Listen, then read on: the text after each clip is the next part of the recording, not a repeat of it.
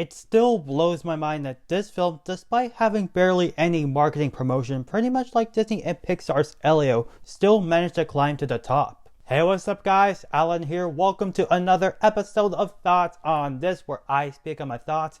In honor of AAPI month, I'll be giving my thoughts on last year's global phenomenon and this year's Oscar-winning film, K-Pop Demon Hunters. K-Pop Demon Hunters centers around music sensation Huntrix, a girl group performing sold-out shows and producing smash hits while hunting demons to stop them from taking over the world.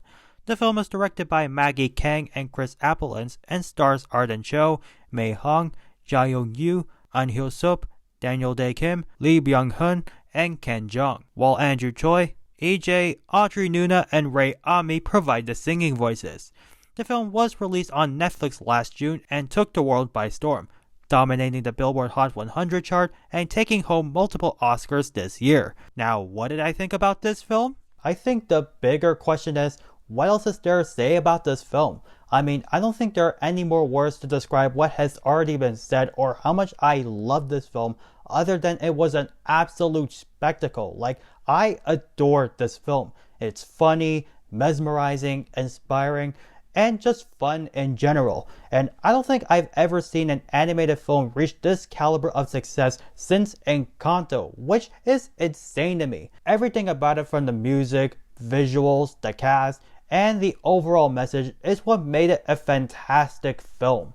The animation was spectacular right from the start. It may be reminiscent of other Sony animation films like the Spider-Verse films, for example, but it still works with the aesthetic and it blends in with some of the film's more comedic moments. Regardless, there was never a moment where I was not amazed with the visuals. I was pretty much mesmerized from beginning to end. The story I thought to be remarkable, well written, and creative. It's two things that you would have never expected to go together. K-pop and demons, but it just works. It's such a unique and peculiar concept where on paper it sounds cheesy, but the result was marvelous. And the lore that came with it made the film feel authentic to Korean culture, but more specifically the mythology and folklore side of it. To me, it complemented the film's cultural representation aspect. The character development was also remarkable. Each character had layers that are more than just their personality. Rumi's arc was relatable and resonates with those who feel like they couldn't be their authentic selves. And you get Jinu, who was haunted by his past and guilt, making him three-dimensional. Plus, his sacrifice at the end was the most beautiful way for him to go out.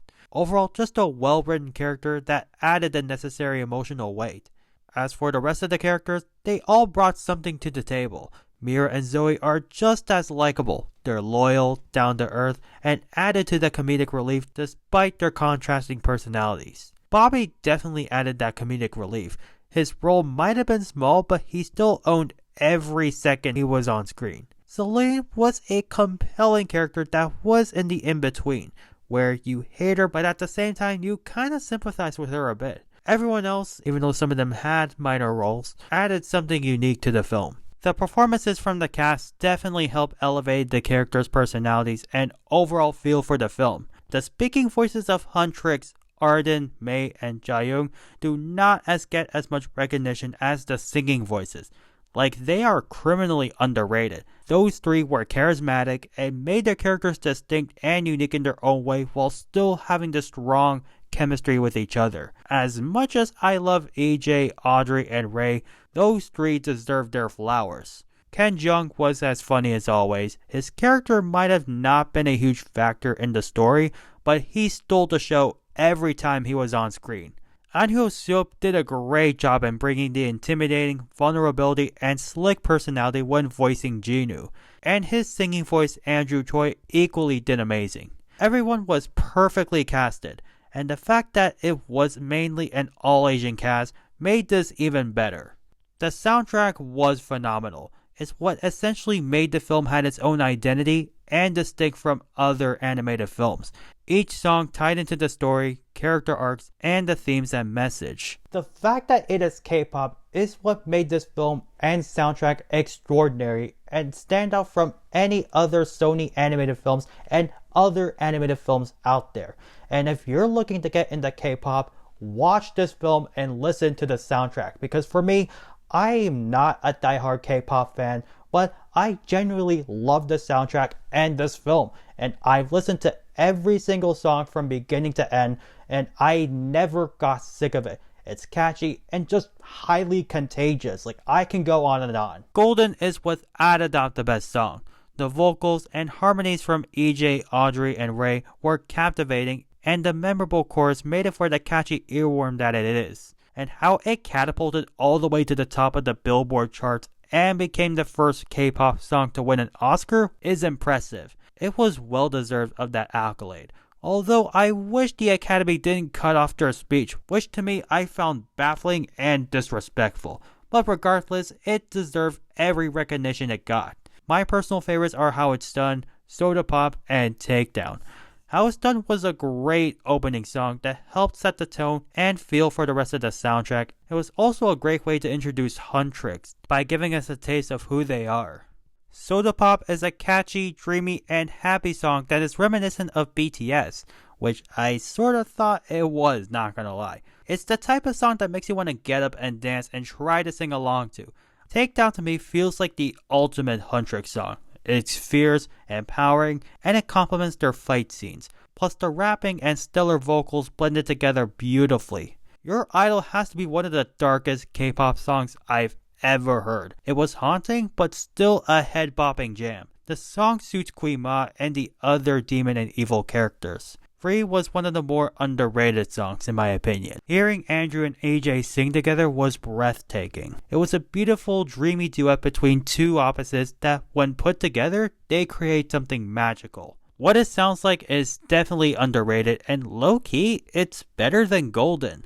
The song deserved more recognition because it encompasses the film's themes of being your true authentic self, which is relatable to audiences. Plus, it resolves Rumi's character arc of her trying to hide that authentic self, which was a big part of her development. And it also resolved the relationship between Mira and Zoe, bringing all three of them back together. I don't know about you, but I was tearing up during the chorus. And the vocals feel more raw and genuine than all the other songs on the soundtrack. This song was emotional, motivating, and just a great song to close out the film. Overall, this film is everything you want out of an animated film in the 21st century. Stunning animation, catchy music, emotion, all of that plus the genuine Asian representation as the cherry on top.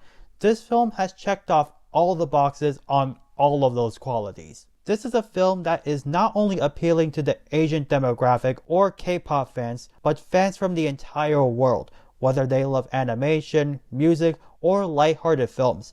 It's a fun film that kids and the entire family can enjoy on movie night. The message is universal that everyone can resonate with while also being entertained. Alright, that sums up all of my thoughts, and if you agree or disagree, let me know down in the comments. And if you haven't already subscribed, that would really mean a lot. That's all I have to say, and I hope to see you next time. Bye!